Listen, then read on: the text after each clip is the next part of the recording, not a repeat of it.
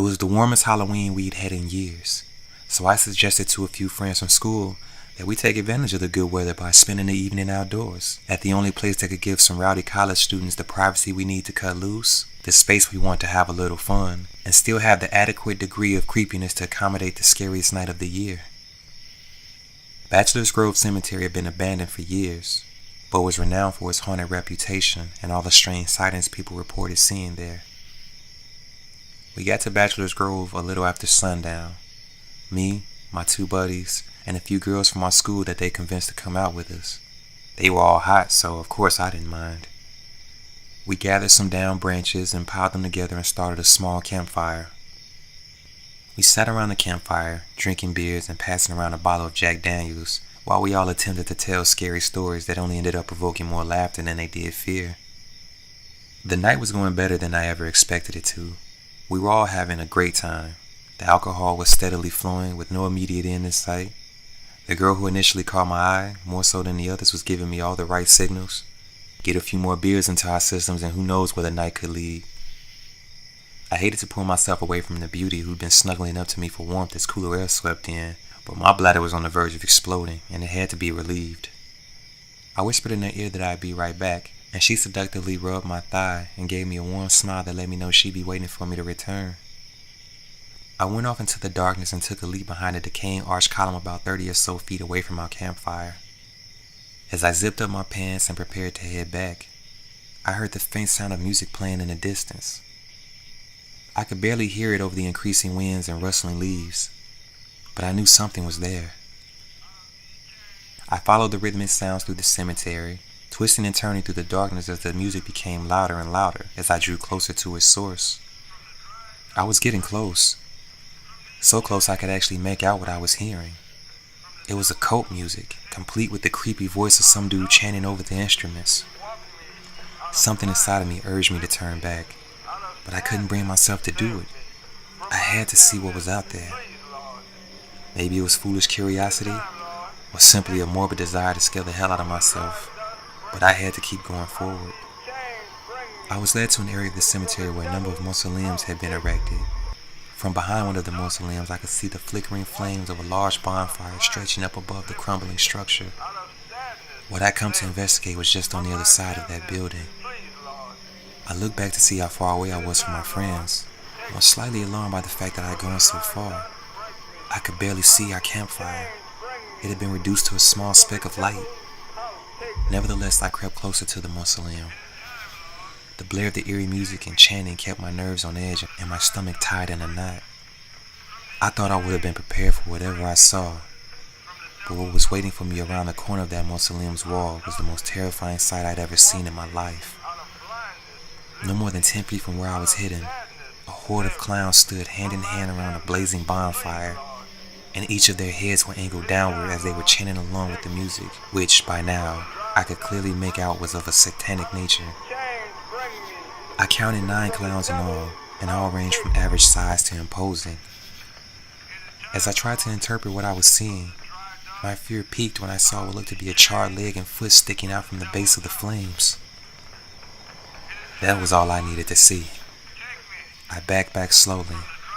It took my best effort to maintain my composure and not follow my instincts to carelessly take off running and screaming. It was my crappy luck, though, that the first step I took backwards was the one that snapped a twig and instantly made me the center of attention. I've never come closer to shitting myself than I did right then and there when the horrifically painted faces of each clown focused on me. I could feel the malice radiating from their evil stares. Without giving it a second's thought, I took off running. I ran as fast as I could, moving with a desperation I had never known before. I could hear leaves and sticks crackling behind me. I knew I was being chased. I didn't dare to look back out of the fear that I'd see one of them gaining on me. I forced myself to keep my eyes forward. That was only until my foot got snagged and I fell into a full-fledged baseball slide. I always thought it was so funny when people fell in horror movies, but let me tell you from experience, when you're running at full steam, it's hard to keep your balance, especially on an uneven surface. At the end of my baseball slide, I quickly jumped back up to my feet and continued closing the distance between me and my friends, screaming out to them for help once I was in range.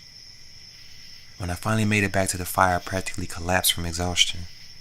I tried to explain what had happened, but I was so in it I could barely speak. One of my buddies thought I was trying to pull a gag, while the girls looked to be genuinely worried.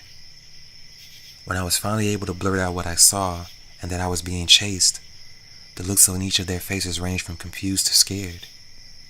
Just then, a sizable rock darted between me and my friends and bounced off of a nearby tree. It could have easily caved in one of our skulls. Turning our attention to the direction where the rock came from, we all saw the silhouettes of 9 men racing towards us. There was enough moonlight to reveal that each of them was carrying some kind of object that could be readily used as a weapon, which mutually motivated all of us to run for our lives. We ran back to where we parked our cars. The clowns came rushing through the old rusted gates of the cemetery just as we had gotten our engines started. I could hear the girls screaming as several clowns jumped onto their car, but they were thrown off once the car backed up, then hastily accelerated forward.